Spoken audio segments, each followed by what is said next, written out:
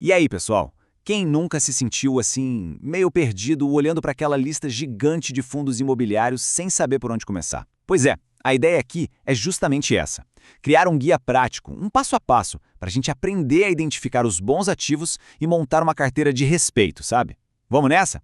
Pois é, o primeiro obstáculo que a gente encontra é exatamente esse: um mar de opções. É sério, parece um oceano mesmo. E a grande questão é, como é que a gente navega nisso tudo sem acabar se afogando em tanta informação, né?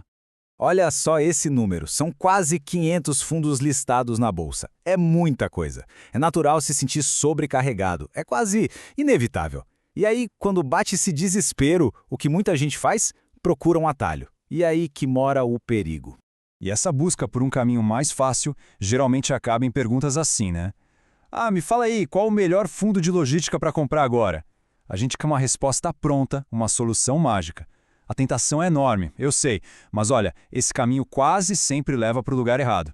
Mas por que o caminho errado? Simples, porque essas dicas quentes são uma cilada, uma verdadeira armadilha. Pensa comigo, a dica não sabe qual é o perfil de cada investidor, a informação pode já ter ficado velha, a análise costuma ser super rasa, fora que pode ter interesse comercial por trás, né?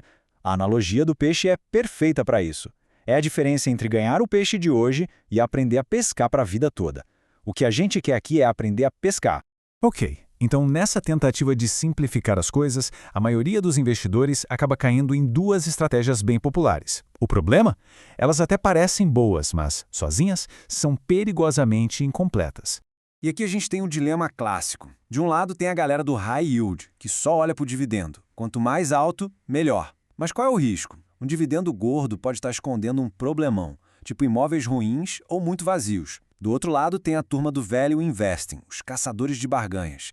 Eles querem comprar fundos que estão baratos, ou seja, com preço sobre valor patrimonial abaixo de 1. O perigo aqui é o dinheiro ficar lá, parado, um tempão, esperando uma valorização que talvez nem aconteça. Beleza, então, qual é a saída?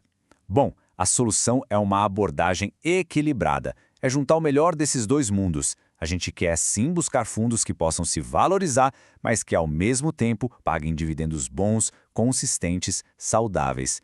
E essa abordagem mais inteligente se apoia em três pilares, como se fosse um banquinho de três pernas, bem firme. O primeiro é a diversificação estratégica, que é como a gente vai distribuir o dinheiro para controlar o risco. O segundo pilar são os filtros quantitativos, onde a gente usa os números para fazer uma primeira limpeza na lista. E o terceiro, super importante, é a análise qualitativa, que é quando a gente vai mergulhar de cabeça nos detalhes do fundo. Então, os filtros quantitativos funcionam como a nossa primeira peneira, sabe? A gente estabelece alguns critérios, alguns números, para já tirar da frente um monte de fundo que não interessa. Por exemplo, liquidez diária. A gente quer um fundo que seja fácil de comprar e vender, né? Então, estabelecemos um mínimo. O P sobre VP ajuda a gente a não pagar caro demais no ativo. Mas atenção, esses números aqui na tela são só um exemplo, um ponto de partida. Cada um precisa ajustar isso para o seu próprio perfil de risco, ok? Ok, passamos os fundos pela peneira dos números. E agora? Agora vem a parte talvez mais importante, a análise qualitativa. É aqui que a gente vai arregaçar as mangas e ler os relatórios. É a hora de entender a história por trás dos números. Os imóveis são bons? Onde eles ficam? Quem são os inquilinos? E, fundamental, quem é a gestão por trás do fundo? Um erro clássico é só olhar número e ignorar o histórico de quem está tocando o barco. Essa análise mais profunda que vai proteger a gente das armadilhas que os números sozinhos não mostram. Tá legal? A gente faz todo esse trabalho, mas como saber se a estratégia está funcionando de verdade? Como medir isso de um jeito objetivo? A boa notícia é que existe uma ferramenta para isso. E essa ferramenta se chama Índice de Sharpe. É um nome meio chique, mas a ideia é simples e genial. Em vez de olhar só o quanto o investimento rendeu, o índice de Sharpe olha o retorno pelo risco que foi tomado. A pergunta que ele responde é direta e poderosa. Para esse ganho que eu tive, valeu a pena o risco que eu corri? Olha só, esse gráfico aqui mata a charada. Dá uma olhada no investidor C.